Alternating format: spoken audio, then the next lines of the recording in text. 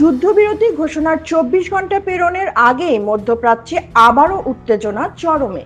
Israel ও Lebanon ভিত্তিক সশস্ত্র গোষ্ঠী হিজবুল্লাহর মধ্যে শুরু হয়েছে পাল্টাপাল্টি হামলা। এতে যুদ্ধবিরতির ভবিষ্যৎ নিয়ে দেখা দিয়েছে নতুন করে অনিশ্চয়তা।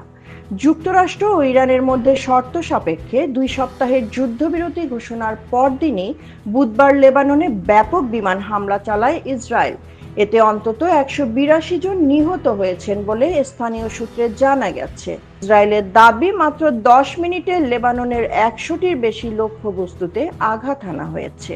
এর জবাবে হেজবুল্লাহ উত্তর ইসরায়েলের রকেট হামলা চালিয়েছে। সামাজিক মাধ্যমে দেওয়া এক বিবৃতিতে তারা জানায়, লেবাননের উপর ইসরায়েলি আমেরিকান আগ্রাসন বন্ধ না হওয়া পর্যন্ত তাদের হামলা অব্যাহত থাকবে।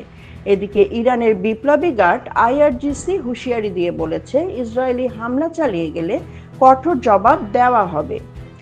লেবাননে চলমান সংঘাত যুদ্ধবিরতির আওতায় পড়ে কিনা এ নিয়ে যুক্তরাষ্ট্র ও ইরানের মধ্যে মতবিরোধ রয়েছে। মার্কিন প্রেসিডেন্ট ডোনাল্ড ট্রাম্প বলেছেন, লেবানন একটি পৃথক সংঘাত, তাই ইসরায়েলের চুক্তি ভঙ্গ করেনি।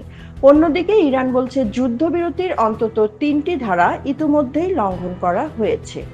বিশ্লেষকদের মতে, লেবাননে ইসরায়েলের অব্যাহত মামলা এই ভঙ্গুর যুদ্ধবিরতিকে বড় ধরনের ঝুঁকির মুখে ফেলেছে। গত ৬ সপ্তাহে লেবাননে প্রায় ১৫০০ মানুষ নিহত এবং ১০ লক্ষাধিক মানুষ বাস্তুচ্যুত হয়েছেন। এদিকে পারস্য উপসাগরের গুরুত্বপূর্ণ নৌপথ হরমুজ প্রণালী নিয়েও তৈরি হয়েছে ধোঁয়াশা। ইরান দাবি করছে, প্রণালীটি কার্যত নিয়ন্ত্রণে রয়েছে এবং অনুমতি ছাড়া কোনো জাহাজ চলাচল করলে তা ধ্বংস করা হবে। তবে যুক্তরাষ্ট্র বলছে, হরমুজ প্রণালী খোলা রয়েছে এবং জাহাজ চলাচল স্বাভাবিক আছে।